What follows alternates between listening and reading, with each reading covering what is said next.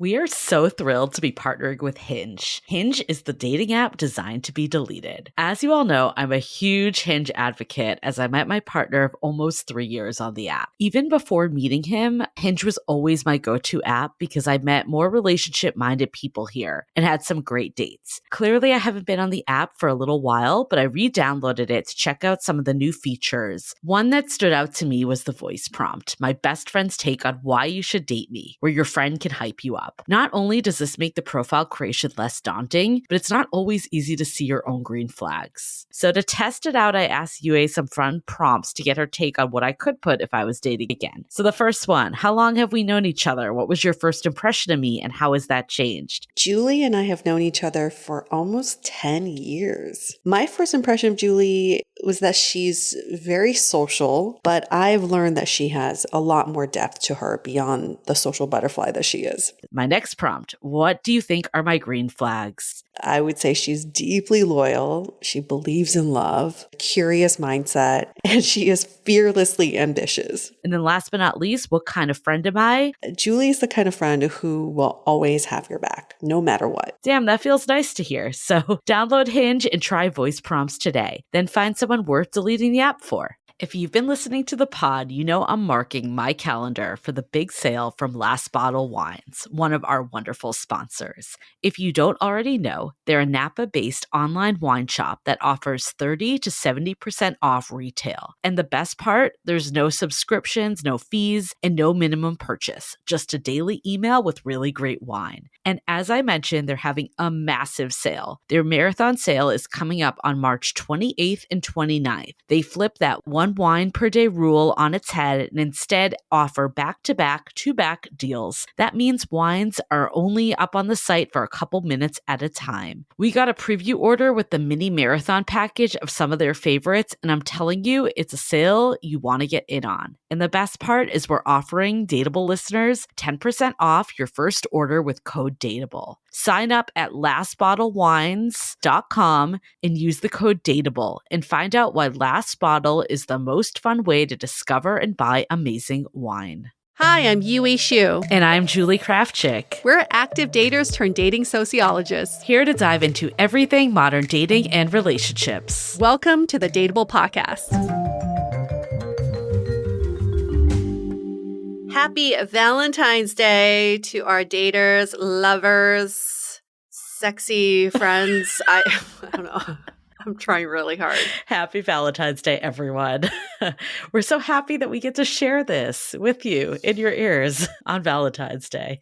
It's actually kind of rare for us to have an episode on Valentine's Day, right? Yeah, like the exact episode. I mean, some of you might, if you're PST, maybe you're listening to this slightly before, but it's about to be Valentine's Day. You know, it's close enough. Yeah, we're in the vicinity of Valentine's Day. And whatever that may mean for you, we can't ignore this holiday. It is here, and we're going to address it. You know, it's like having anxiety. You can't be like, I don't have anxiety. Same thing with Valentine's Day. Valentine's Day doesn't exist. Yes, it exists. Let's just acknowledge it.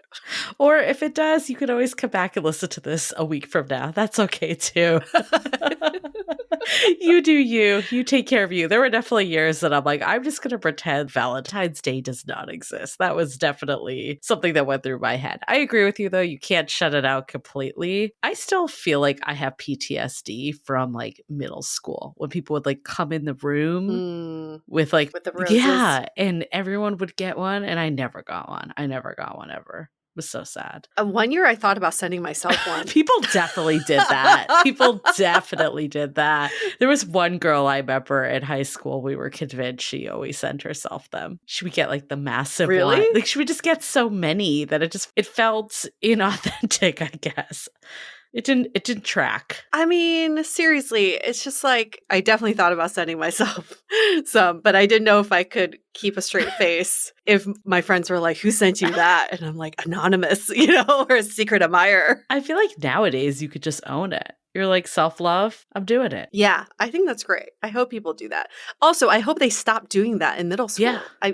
Talk about trauma and exclusivity. It's terrible. So there was one year that I didn't outright forget Valentine's Day, but I still wasn't in like a celebratory mode. But I remember I went to Whole Foods and I bought lobster. They had like lobster there, and I made myself Yeah. a fancy ass dinner. And I'm like, this is how I'm doing Valentine's Day. And the best part is they rung me up for shrimp, which is like nothing. Oh. They put the wrong label on it instead. I didn't realize till I got home, but I was like, damn, that's a good deal. That's a really good deal. You think they did it on purpose? They were like, this sad girl, she just throw her a bone, let her pay shrimp prices for lobster. Maybe some people, I mean, there could be some people who have no idea. They were like, this is a really big shrimp.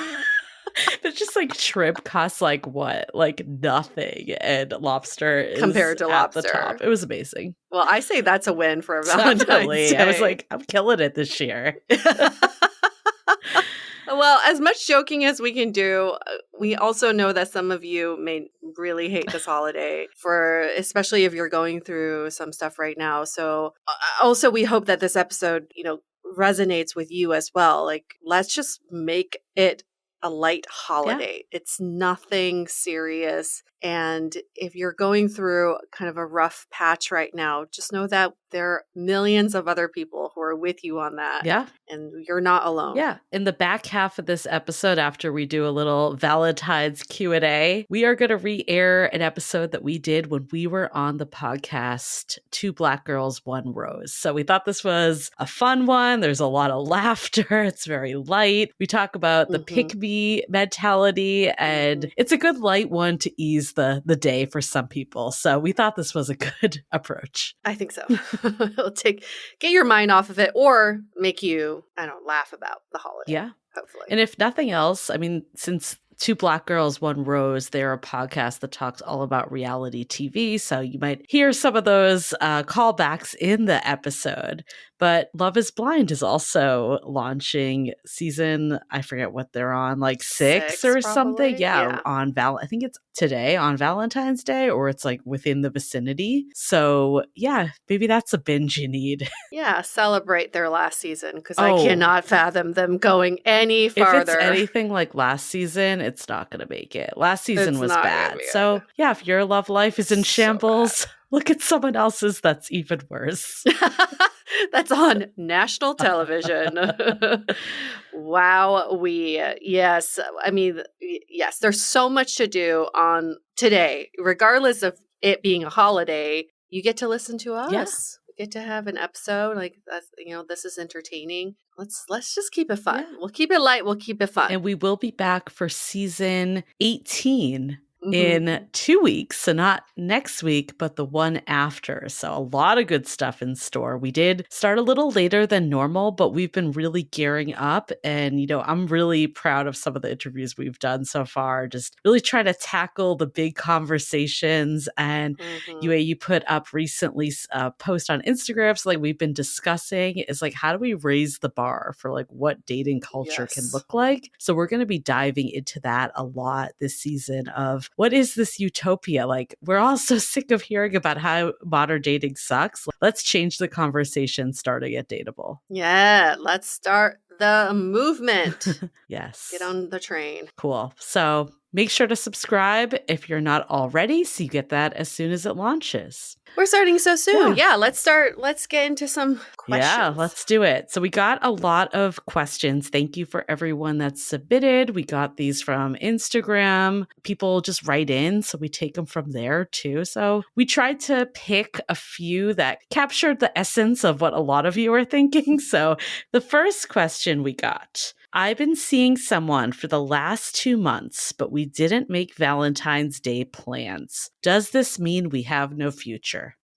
Yep, that sounds like putting power in the hands of someone else. I thought you were going to say, yep, that sounds like you have no future. And maybe that.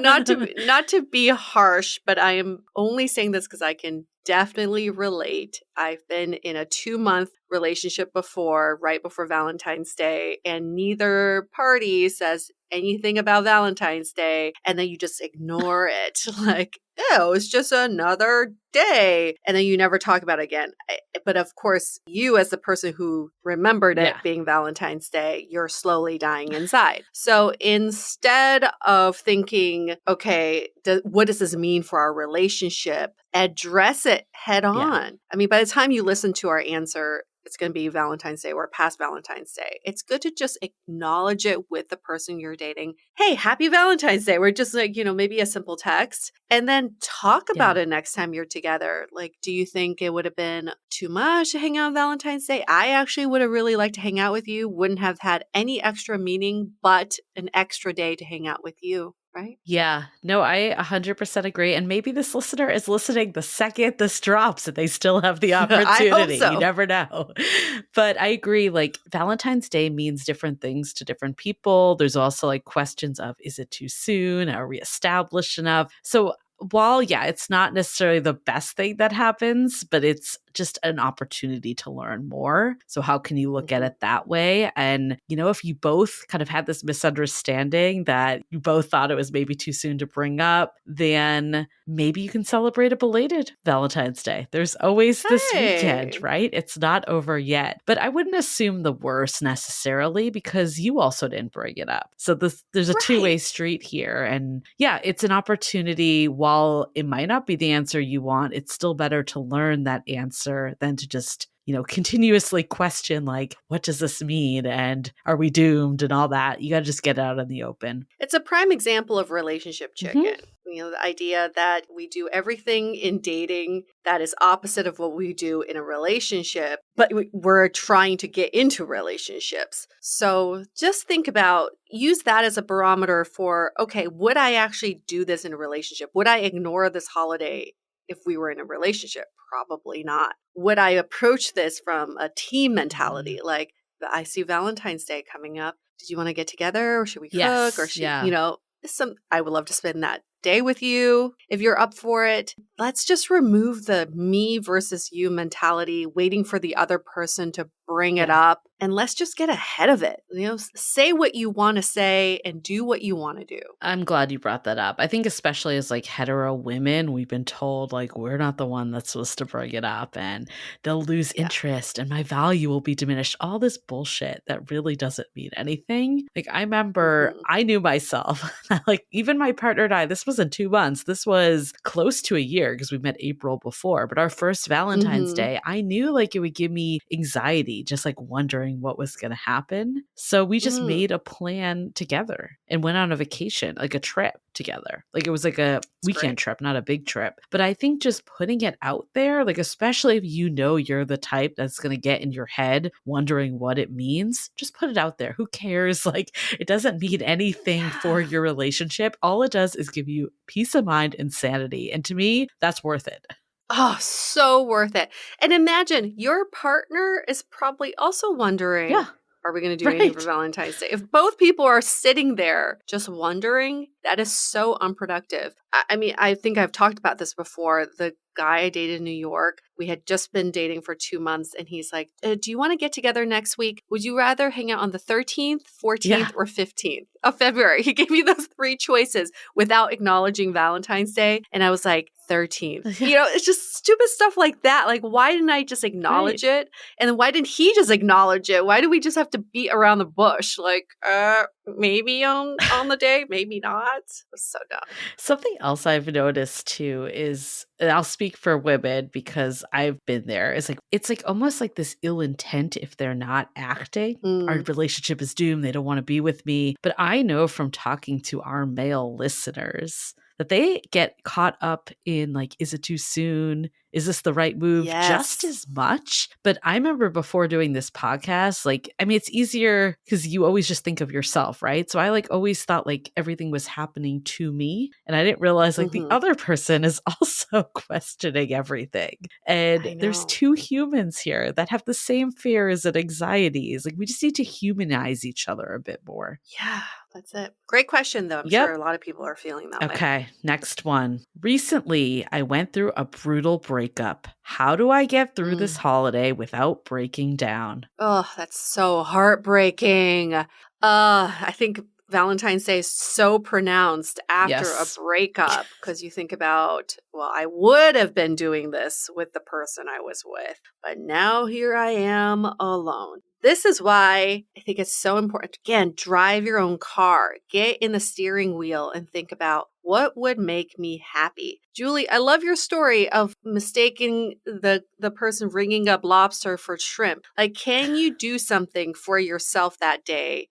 Truly treat yourself, do something you love to do, and then just be in awe of all the funny shit that could happen in one day. You know, maybe go to a neighborhood that you don't usually go to, or take yourself on a hike, or do something that's like fun, but also has potential for some storytelling. Because I can guarantee you, once you have a story, a memory of this day, it will erase the grieving that you're doing right now and the sadness that you would have if you were just to do nothing and sit at home alone. I agree 100%. That is ideal scenario. I am bringing myself back to that time though, because I Mm-hmm. remember being in this exact position. And sometimes all you want to do is break down. And I think that's okay. Like, I don't think you need to be afraid of it. Like, if you can do what you just said, you and have the best day of your life, power to you, amazing. And if you can't, that's also okay. Just recognize where you're at. It's one day. If it's going to make you feel better, to hold up, pretend the day doesn't exist, let the tears out. That's okay. Sometimes you just need to get it out. And then tomorrow is a new day. So I think you need to honor yourself ultimately and don't have shame either way. Feel like what's natural to you, right? It's a very good point. And maybe sometimes you build up to this day so much that when the day actually comes, you'll probably think, oh, this isn't that bad. Right. Yeah, I can survive this day. Yeah, maybe you're listening to us right this minute as a distraction, and that's okay. Binge on Dateable, you know? Yeah. But that's the point. I love what you said. Honor yourself, whatever it is that you need this day. And if it means crying your eyes out, Godspeed. Go do it. I just remember, like, you know, there's so much pressure to be like, oh, well, I'll do Valentine's Day, or I'll go out and try to meet someone. And it's just like, I remember just not being up to that. And you almost feel like bad that you can't rally. So I don't want people to feel bad is what I'm trying to say. Is it's one day of your life. Who cares? You know? I've never had a good Valentine's Day. I will tell you, it's always like we get together. We're like, yeah, Valentine's Day. Love being single. And it's sad. It's seriously just a bunch of sad eyes in one room. Just everyone just be like, why are we doing this? So I actually would much rather prefer to hang out with like one single girlfriend than like a shit ton of sad single girlfriends. No. Well, I think where it comes from, it's like you're trying to overcompensate so hard because like you are sad, right? If you are genuinely just like in a good place, like go out with your friends, have a blast. It's one of these like, oh, well, I feel like I have to do it, so I'm going to do it. That's when it's sad. Yeah. Yep. Okay. Next question. I have been with my partner for 3 years now. The first 2 years, he stepped up with big V-Day plans. But this year, he hasn't shared anything yet. Is he getting too comfortable that he feels like he no longer needs to impress me? I get so tired for the person who's always planning Valentine's Day. I am so tired for that person. And it just shows that it's a joint effort. Valentine's Day should not be about one person initiating and making all the plans. Can you plan jointly? And as you stay together longer and longer in a relationship, you can't always expect the other person to plan. So think of a more sustainable way to do Valentine's Day, which is just make it a joint effort. Yeah, I don't think it necessarily means that they've gotten too comfortable. They're not impressing. I think you've just entered a different stage of your relationship. We hear this all the time, that as the years go on, Valentine's Day isn't really as much of a thing. That being said, if it's really important to you, tell your partner that. Like, tell them that you still want to do something.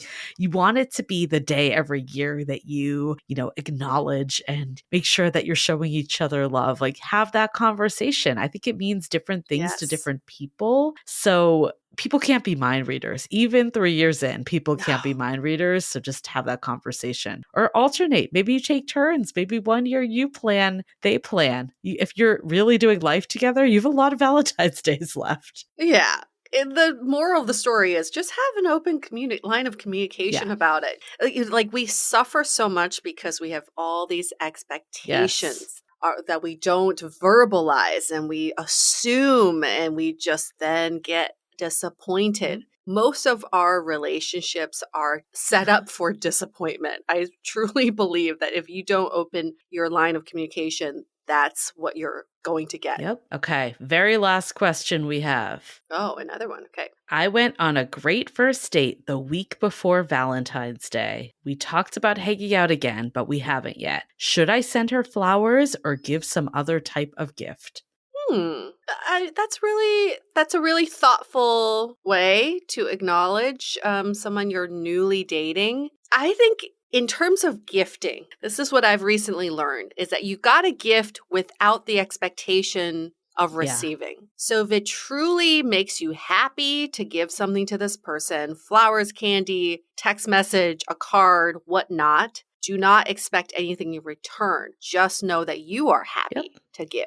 I'm so mixed on this one because I do think it's like the thought is there, but gifts mean so many different things to different people and it can be overpowering. Like I remember talking to someone that would bring like his first date's candles and it just like backfired because it felt weird, right? So I would say like go with the thoughtful, like more definitely send a text message. That's like a no-brainer. You could have a card. That could be a good one, but like something that's maybe a little less effort than you would do if you were together because you really don't know this person after one date. And I think that's where I would go. But again, do what's authentic to you. I don't want to like hold people back. If they feel really compelled to do something, just know that not everyone views gifts the same. So in this circumstance, maybe less is more. But something that still acknowledges is nice. There was one year I remember I went on one great date with someone the week before Valentine's Day. And on Valentine's Day, he sent me a really sweet text message. Yeah. Had a really great time last week. Just wishing you a happy Valentine's Day and looking forward to seeing you again next week. I feel like that's enough. So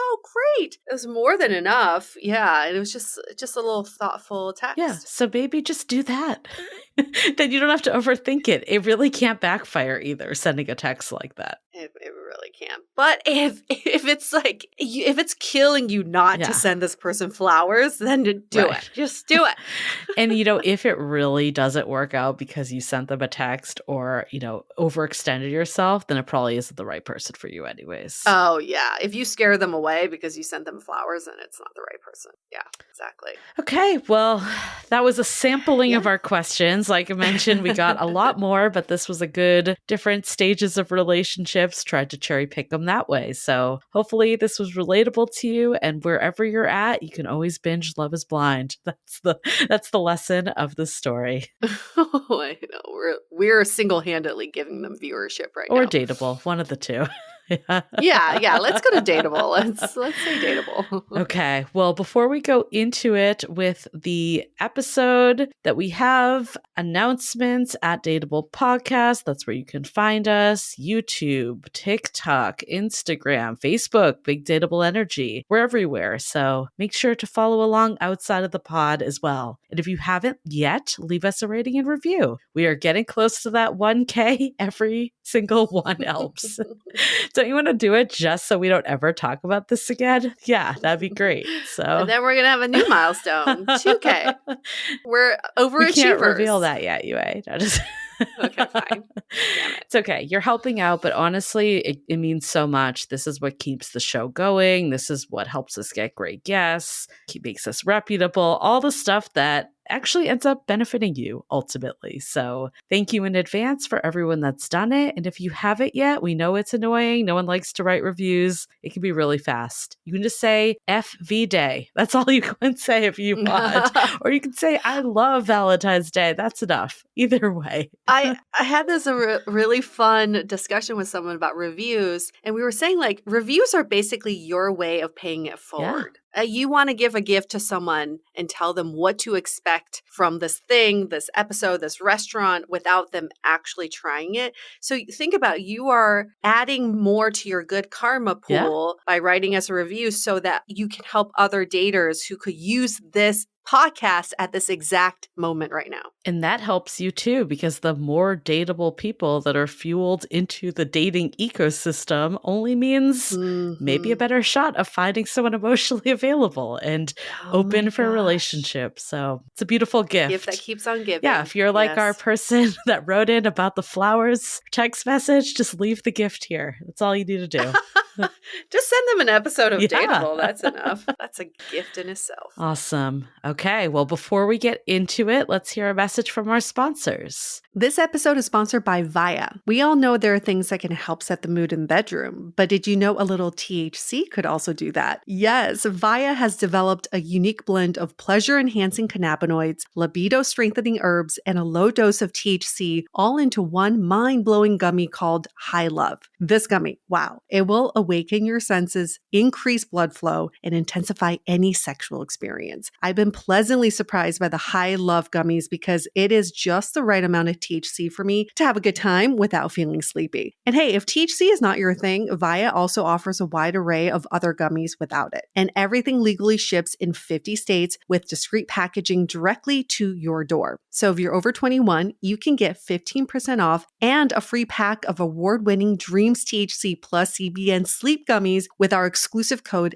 DATEABLE at viahemp.com. That's VIIAHEMP.com. Let the gummies work their magic. Head to viahemp.com and use the code DATEABLE to receive 15% off and one free sample of their Sleepy Dream gummies. That's viahemp.com and use the code DATEABLE at checkout. Take your passion and pleasure to a whole new level with High Love from Via Hemp. As you know, I recently left my corporate job and I've been in total recovery mode, all about self-care. One of my new routines is the nighttime shower before bed. There's just something about washing away the day and that reflection that's been super helpful for me. I've been using one of our partners, Osea's Mega Moisture Duo. This combo body oil and body lotion are so freaking incredible. It literally feels like I'm at a spa. I realized that the secret is seaweed and other skin level ingredients that are normally reserved for face products. And that's why I was so excited when Osea became one of our partners. And, you know, we're so grateful for partners like this because one, they keep the show going, but they're also super good for all of our listeners and for our own well-being. So if you want to have that nighttime bliss like I am doing, you can get 10% off your first order site-wide with code DATEABLE at oseamalibu.com. You'll get free samples with every order and free shipping on orders over $60. So head to oseamalibu.com and use the code DATEABLE for 10% off. Let us know which products you end up going with. Share them in social. Super excited to see what you end up choosing.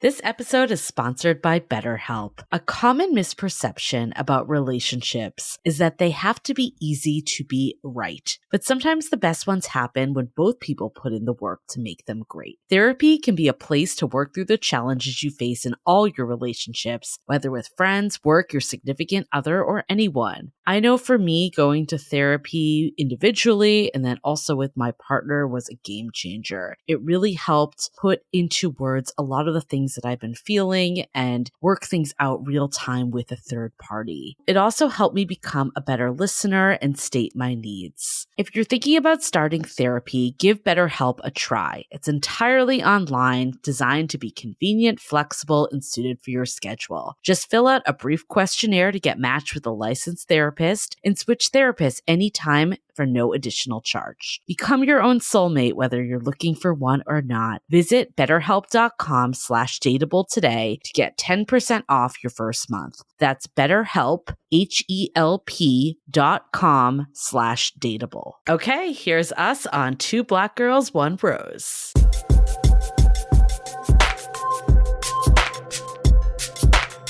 For today's Bachelor in Paradise recap, we've invited some special guests to help us make sense of this pick-me mentality that we are seeing a lot this season that has been frustrating the hell out of us. Just watching these beautiful young ladies on the beach just like struggling with this. So please welcome to the show the hosts of the DATEABLE podcast, a podcast digging into why we date the way we do, talking to real daters and experts to bring understanding to modern dating, Julie and Yue. Welcome, guys. Thanks for So having excited us. to We have be so much here. pent up frustration to express. Oh God. Well, you're in the right place then. Let's try and make sense of this, what we're watching. So from your perspective, you guys talk a lot to real daters, you guys talk a lot to experts on your podcast. What is this pick me girl? Can you like just take us back, even define what is a pick me girl? What are we seeing here on this paradise? She is Kat. It's the feeling of like, well, you know, I want to be with someone who just picks me, and I want to like, I don't know how I feel about this person, but what really matters is that they like me back. And the minute that they show less interest in me, or they're showing they're not really picking me, I'm out. I'm out the door. Like, no, I need to be with someone who picks me. And it's a wild kind of mentality, because on one hand, you feel like you're empowered somehow. Like she comes off like she's very empowered on the show. Like, yeah, I need someone who's going to say hell yeah to me. But on the other hand, she doesn't realize she's relinquishing her control to someone else. Like she hasn't even expressed her own interest in these men. And all of a sudden she wants someone because she, wants them to pick her. What is inherently wrong with wanting somebody to pick you? It comes down to that you're getting out of the choosing side. There's nothing inherently wrong with wanting someone to pick you. Like, we all want to be chosen, right? Right. But when it becomes that's like at the forefront, and you don't even take a step back to say, do I like this person? I just want to move forward. I don't care who the person is in theory. And I mean, clearly Bachelor in Paradise, like if they don't get chosen, they're leaving. So that's like the most extreme scenario. But in dating too, like we see this all the time. It's like, I need to get to the third date. There's like this arbitrary marker and milestone that it's almost like, I don't even care if I like this person. I'm just like proving to myself that I can do it. That's when it becomes problematic. Okay. So it's like the rat race of pick me. Yeah. Interesting. So that's how you guys would describe the kind of pick me mentality, is like racing towards whatever finish line you set, whether it's the third date or boyfriend or marriage or whatever. That's how you guys would describe it.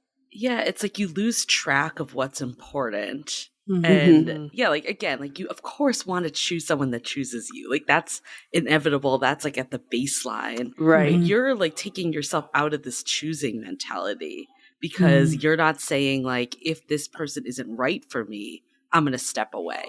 You're just fully moving ahead because you just want to get chosen so much. It's the pageant mentality.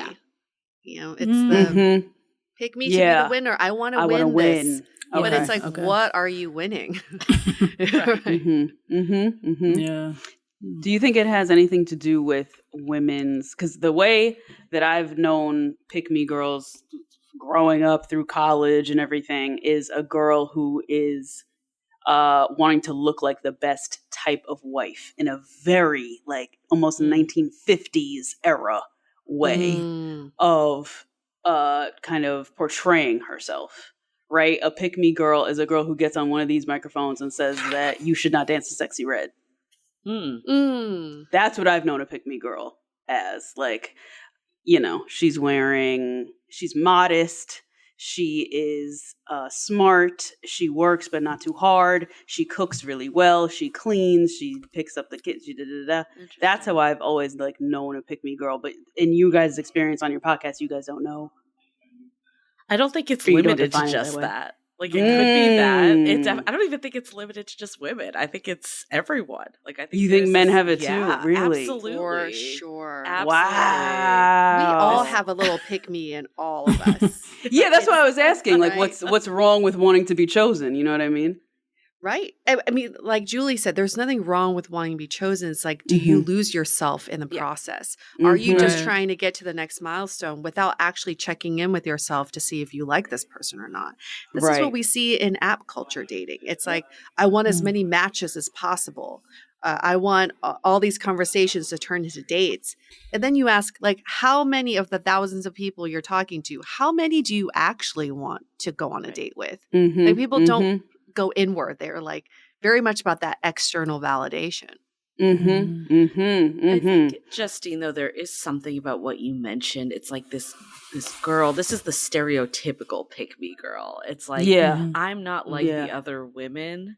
Like, I'm different kind of thing. And I think that's the mentality that, like, if you look up on, like, pick me in Urban Dictionary, I think that's the definition you get. That's the only one I know. Yeah. But I really do think it extends way deeper and further than that. That's crazy. And I guess on obviously in a situation where you literally have to get chosen to stay on the show and do whatever you need to do.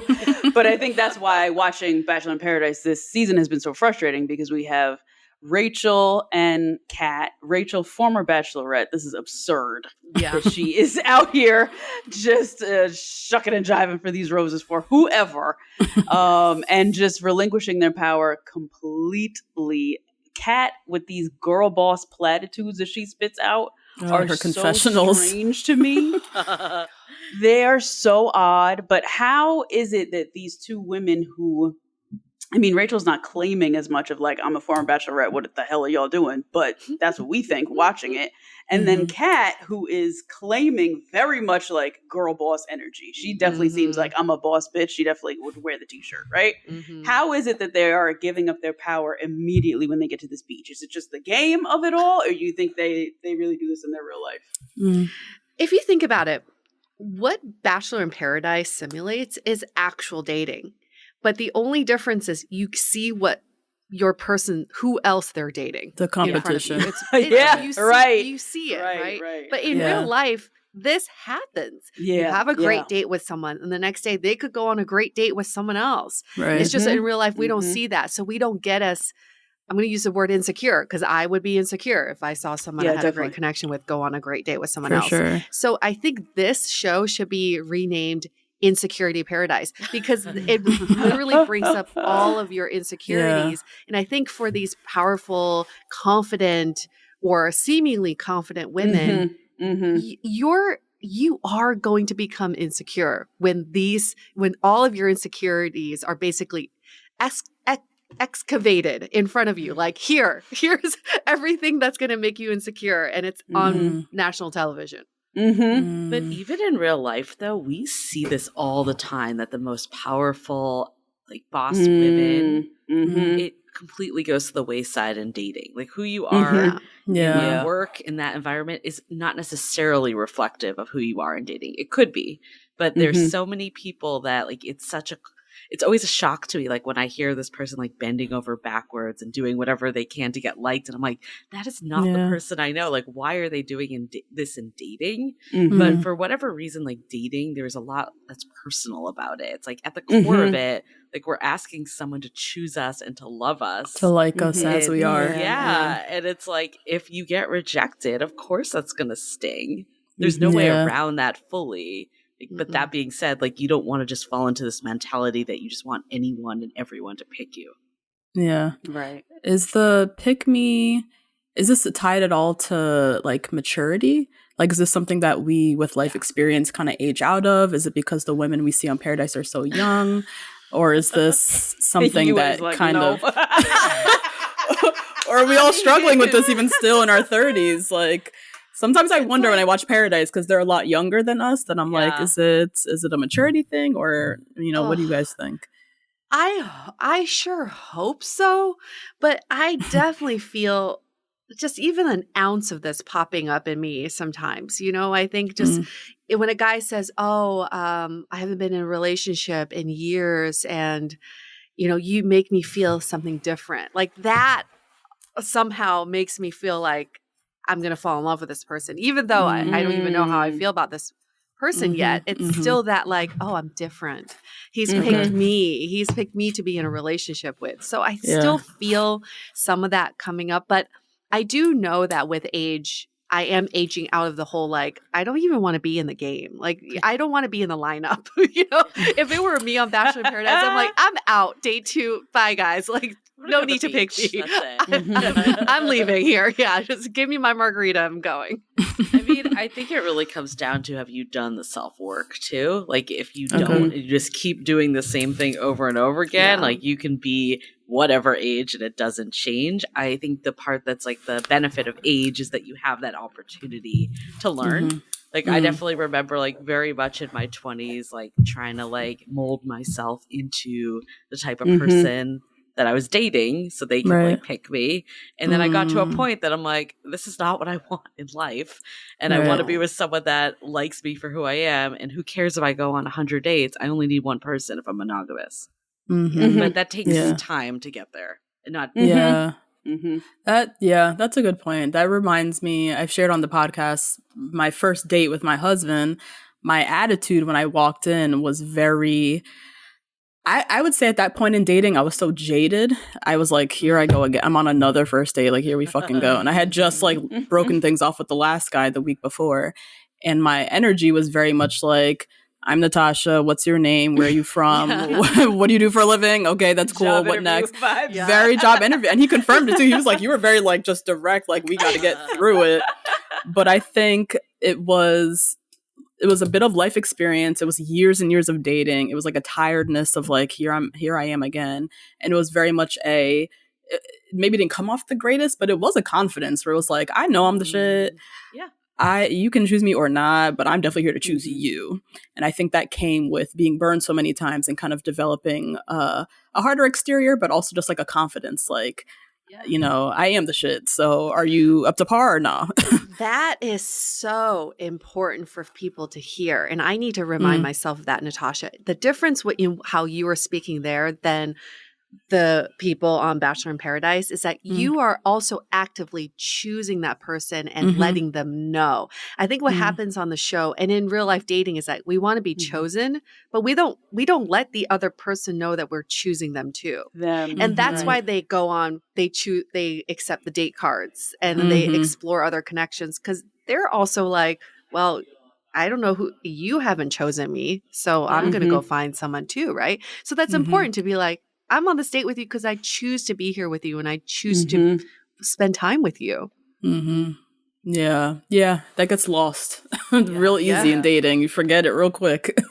My heart did go out to Olivia though when I was watching. Yes. So just like, I feel like that was like me in my 20s, and I'm like, ugh, like that. Like, to me though, and I don't know if you guys also felt this way, to me she looked like the most secure because she was so open with her feelings. She was like, listen, I liked you. Yes. So what's going on here? I liked you. I said I was going to be behind the scenes waiting for you. She was honest the whole time. All these other girls are incredibly dishonest with the way that they move. And I think that is a huge quality of being insecure, I think. I did like that she was transparent. I think that is really important, and having the confidence to be like, I'm here for you. I want to be with you. Where I think she came off as maybe pick me a little is that I'll wait for you. And granted, I understand like she can't leave the island. Or, like, she has Like, where's she gonna go? She doesn't want to leave, but like this, like, I'm here, I'm waiting. Like like, you know, like it's this mentality, and we see this with dating too. It's like, you have to know too when to pull the cord. When someone is like clearly dating around or doesn't want to be with you, just like waiting for them is a recipe for failure. Yeah, I think she is. The sad part is she went through this already in the beginning of the season. That's right. Right? And Will. with Will. And so then now she's like experiencing it again. And it's not a great feeling, but I also understand. She's like, yes, I do like you, but I want to shake her and be like, isn't this giving you some information about John Henry? That's not that great. Like the fact that any girl could come in and just like be really aggressive with him, and he's like, okay, sure. I would hope that in her eyes it makes him less attractive, right? And then that she can move on. But I also understand that she's like, she's been through it already, so it's got to be tough. Yeah, she knows a lot more about Kat than she does about John Henry. That is Yeah. so true. Well, that's another So- piece too. It's like the focus is all off. Like it's all about Yeah. her and like how Yeah. she's this terrible person, and maybe she Mhm. is, but like who cares? Like you're not dating that person. Right, you're not dating Right. it. Yeah. Right. Yes. And he just has Mhm. like this hall pass, like he can do no wrong. And I think people, and this is in dating too, like outside of reality TV, it's like people treat you how you allow them to treat you. True. Mhm. For So sure. like Mhm. she lets him treat her like a doormat, and that's what he did. He found someone that like felt more challenging to him, and he was like, "Oh, this person's gonna be here whether I choose them or not, so I might as well like see who else is out there." Mm. I don't even think that he's that. I don't even think he thinks that way. It's I that think he's deep. just, he's just a blob. Yeah, I don't think- He is literally just a blob on the island, and like anybody can just mold him into whatever Yeah. they want him to be. He has like, to me, he has no conviction, no personality whatsoever. He's just like, Yeah. he's just a good-looking blob good-looking on, piece the, of- on the yeah. island. But I'm curious what you all three think of this. This happens every season on Bachelor in Paradise. It's like you almost need to date around to have a point of comparison. And Yeah. then some of them do go back to their original person. Yeah. Like you Mhm. almost need to have that experience Mhm. first to know that this connection Yeah. is real. I don't Mhm. know if you all believe that too, like in real life dating. Mm. Ooh, that's a great question because I do Yeah. have friends who have gotten with their like first love Yeah. ever in life. They're settled down, they sit down, they're done. Yeah. They're like, I'm ready, I'm done, it's over. Even my mom has friends who have been married 30, 40 years, first boyfriend out of 6th grade, and that's who they got with. Mhm. I think though it depends on your upbringing and where you're from. Like I'll just say from an all girls school, growing up in an all girls school perspective, I could never have done that just Mm. because I didn't know enough about me around men to Right. like trust that that decision was smart. That I could be like, oh yeah, the first guy in college, yeah, I'll just go Yeah. with him. I did not Right. trust myself enough for that. Mhm. But I think it just depends on your upbringing, I would say. Mm. It also goes back to the fact that like in real life dating, you're not seeing this, right? So like this is Right. normal to like This- date around, and there's you Mhm. can't really Yeah, fault right. someone for doing this. Like my partner, like when we first met, he like said that he went on another date like right after me, and was Mm. like made it so much more clear like our Mhm. connection because of the Yes. contrast Mhm. too. And I Mhm. can't be upset about that. It's like in early dating, like the first time you meet someone, of course you're going to be dating other people. Like that's Mhm. Yeah. so standard this time, like this day and Mhm. age. But Mhm. here it Yeah. feels like they are doing something wrong and they need to be like instantly committed. Yeah. Yeah. I agree, Julie. I think there's nothing wrong with learning. You're really just kind of learning through Yeah. each date. And I think your experience with your partner is very common. And that next Mhm. person just proved to them even more that, oh no, I connect with that girl more. But how could they have Mhm. known that if they didn't have a point of comparison? So Right. yeah, I definitely don't see anything Yeah. wrong. hmm Should I tell this story? Yes, can you edit should. this Yeah. out. If you're questioning it, then we want Go to for it. I am. Answer is yes. Natasha, this has to do with you. So Oh, I damn. was Okay. famously on Natasha's 3rd date with Nate on New Year's. Mhm. And Nate at one point was like, just me and Natasha had gone to the bathroom or something. And we were talking and he was like, oh yeah, I listened to your podcast. I was like, really? That's crazy. He was like, yeah, I just heard that she broke it off with some other guy. And I was like, yeah, she did. The She's week out here a before. hot commodity. Okay. And Natasha had on a snakeskin tank top dress. She was all tight and cute. I was like, yeah, that's true. Yeah, she did. And I think it almost kind of like not helps, but I think to speak to kind of what Julie was saying, it kind of helps that you're like, it's a signal that you're attractive to others. And Mhm. so people Yes. like to see it maybe. Mhm. But that just reminded me of that story. Yeah, I know. That is pretty funny. I know. It's like the things you say on your podcast. Yeah. I know. Comes Yeah, back like, I'm later. gonna listen to this. You're right. Oh, It's you my tuned full-time in. job. Nobody's listening. Who's hearing this right now? Oh God. Yeah, I think it's what was I gonna say? I think on Paradise, I think the issue is they're doing it in front of each other. But I agree, Julie. This is dating. Like, there's nothing wrong with Yeah. any of this. It's just here. There's a competition to it. You're doing it in front of everyone. Like, you know, if Nate had saw me with that guy before, Oh my like how God. different he might have felt about Yes, me in the moment. He's like, oh, she's a It hot would've commodity. I'm ended. It down. would've ended. But if, Yes. it might have been like, she's not for me. Da, da, da, you know, so Right. it's right. that's the difference with Paradise is there. You know, you don't see this. often. Like you know your Mhm. partner's been with other people in the past. Right, you know. Mhm. Right. There's right. a difference In between theory. knowing and seeing. Like Seeing. seeing it. You can't Yeah. unsee it. Yeah. I think the real problem too is like again that you have to pick someone on the show, right? Like that Yeah, is the core right. of it. Like if you were dating and you realize someone else was dating around all these other people, like you can say, okay, I don't want to be in that situation. I want to go find someone else that's not going to be doing that. But here it's like you can't, one, walk away, and then two, everyone else is doing that too. So it's just like set up for that perpetual feeling of, you know, everyone is looking for what's better and wants to be chosen. Yeah. Let's hold that thought for a quick message. Another question I had, which we see a lot on not even just Paradise, but just in The Bachelor in general, is sometimes you see like a very clear personality mismatch. We even see it with John Henry and Kat. Like they seem like totally different people. Yeah. And it's so obvious. Like this is just a mismatch. I think last episode too, Tanner broke up with Kat and said, our personalities are just very different. On The Bachelor, you see it a lot, but then you see girls sticking it out for many reasons. They probably want to, you know, make it to Paradise. They want to get social media fame or whatever. When there's clearly no connection. On Golden Bachelor, which was really interesting, we saw one of the women, Nancy, she left on her own accord because she's like, you don't really, not that you don't like me, but I'm clearly not in your top. So she kind of took that power and was like, I'm just going to leave.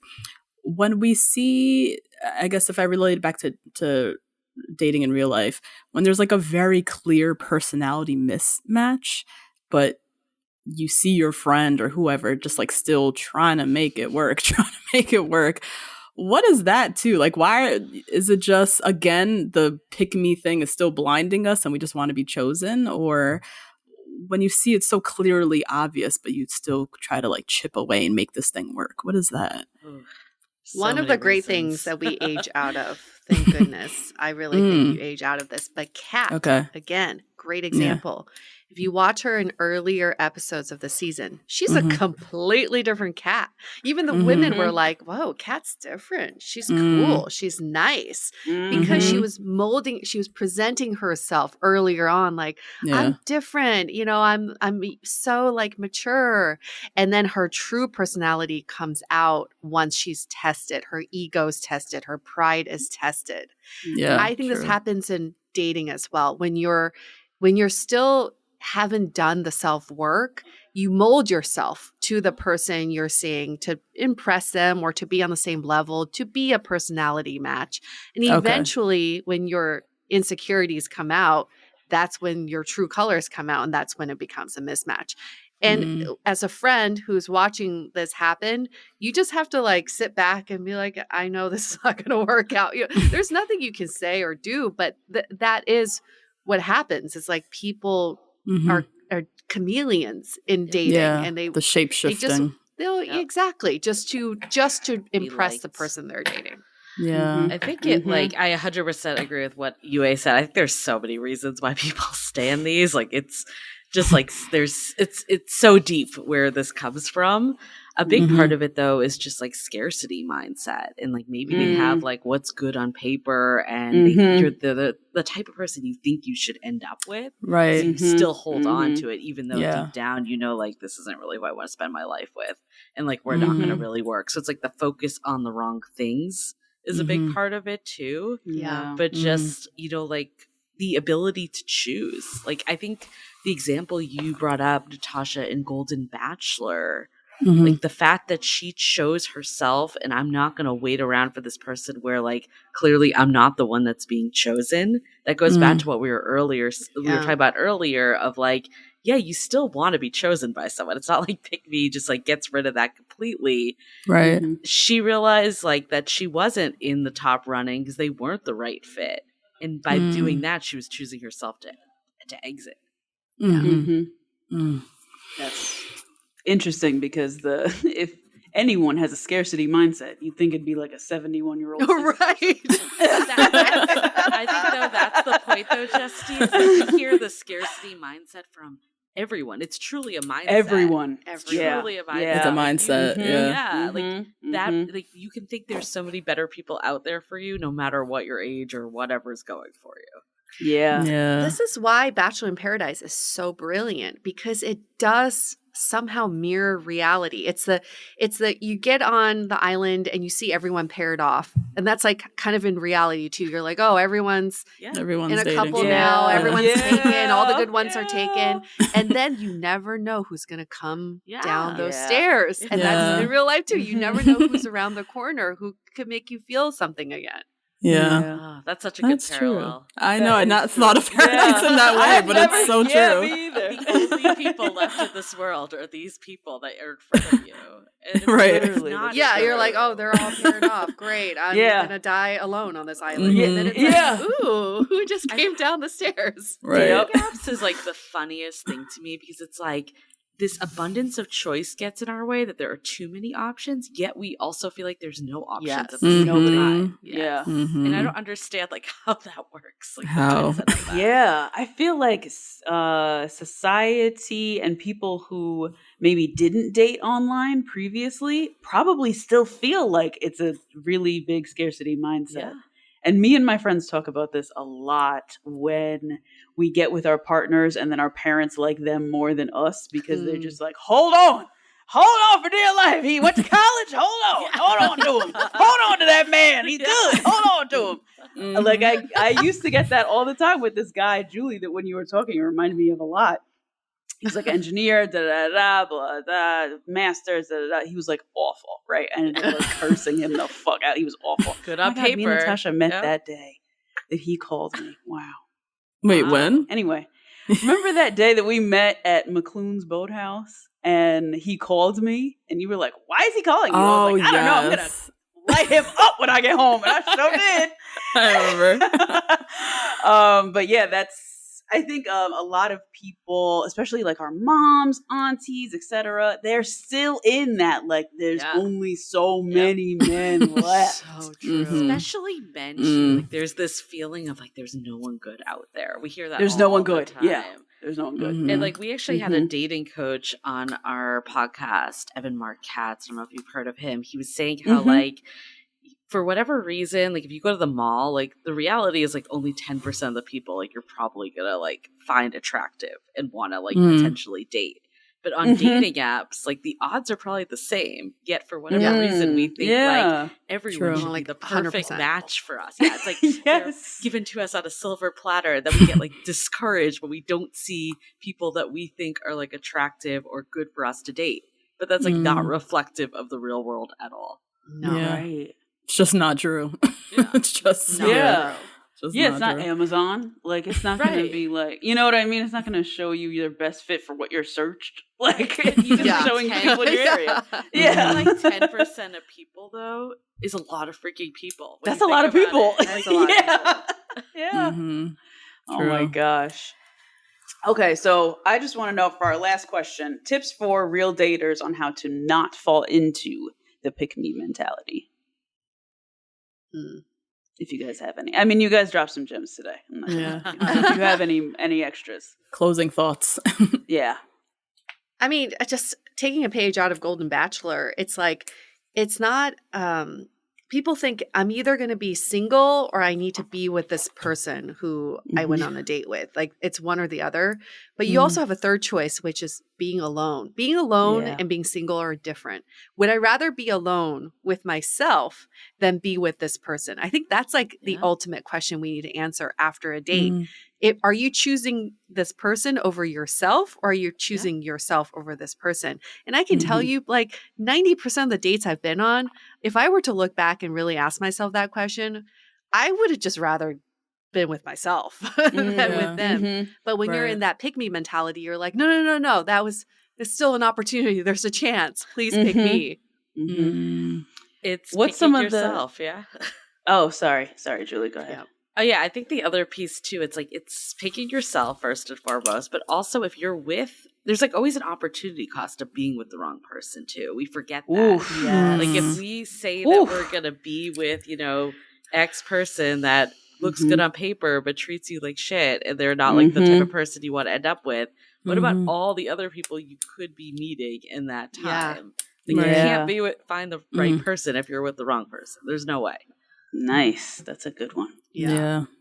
I think at the forefront, it needs to be like, do I like this person? Like that needs to be the question. Yeah. That's really it. Plain and That's simple. really it. Yeah. Because the reason they're treating you bad is because they don't like you. Right. Yes. It's like, like do at I a baseline, they don't being like treated this way? No. Yeah. Yeah. Yeah. Wow. Yeah. I appreciate what you said, Yue. Just the thought of like being alone, being single, sitting with yourself, not being in a relationship, like that is a viable possibility. That could be a very happy, like great possibility. Life. Yeah. And I think we often think of it as like, no, like there's just not enough conversation around that being a possibility and a choice and that you can be happy in that. And I'm not saying you're choosing that to die alone forever. You could still want the desire to be with somebody else or to be with somebody. But there could be a lot of possibility and health and happiness in just choosing to be alone as well. Yeah. And Julie and I talk about this a lot. Like we need to stop thinking about single as a layover to relationships. Single is also a state of being, just like relationships are a state of being. It's not a passing phase. Like every place you're at in life, you're meant to be there. So if you're single, it's not like, oh, I'm single, but I'm trying to change my status. It's like, enjoy being single. There's so many privileges to being single because you're not going to be single forever. And then, you take advantage of that time. Well, we don't, it's like a stage of life too. Like it doesn't mean you're going to be single forever. Like that is a big piece that we forget. It's like, we think this is like the last man on earth when we're like on a date. And it's like, no, if you pass on this person, even if you're alone for a little, like you'll find someone else eventually. It's temporary. If that's what you want. It's all temporary. If that's what you want. Yeah. Right. Wow. Well, Julie and Yue, this was great. You dropped a lot of gems. You helped us think of paradise a little differently as well. Yes, thank you, Yue. That was great. Seriously. Thank you so much for coming on. Please tell our listeners where they can find you, what's happening over on Dateable. All the things. We have all the things. So we are on all the podcasting platforms. You can find us on our website, dateablepodcast.com. You can find us through social media at Dateable Podcast is our handle. And we also do a weekly brunch talk, which we answer people's burning dating questions. So they can send in questions and we'll answer them in the order that they come in. Or if they leave us a rating and review, we push the questions up to the top of the queue and answer them right away. Nice. Love that. You guys check out Dateable, and we hope to have you guys back maybe in another episode, future. Help us make sense of some other stuff that comes up on our shows. Maybe Love is Blind. That'd be a good one. Oh, yeah. We're here for that. Another like messy shit every show. Episode. Right. That's a snippet of this week's episode. For the full episode and bonus episodes and videos, join our amazing community on Patreon at patreon.com/2blackgirls1rose. The Dateable Podcast is part of the Frolic Media Network. Find more podcasts you'll love at frolic.media/podcasts. You can follow us on Instagram at Dateable Podcast and visit dateablepodcast.com for access to all the episodes and our premium programs. Also, make sure to subscribe today if you haven't already on Apple Podcasts, Spotify, or your favorite podcast platform so you are the first to get all the latest episodes. And most importantly, stay dateable.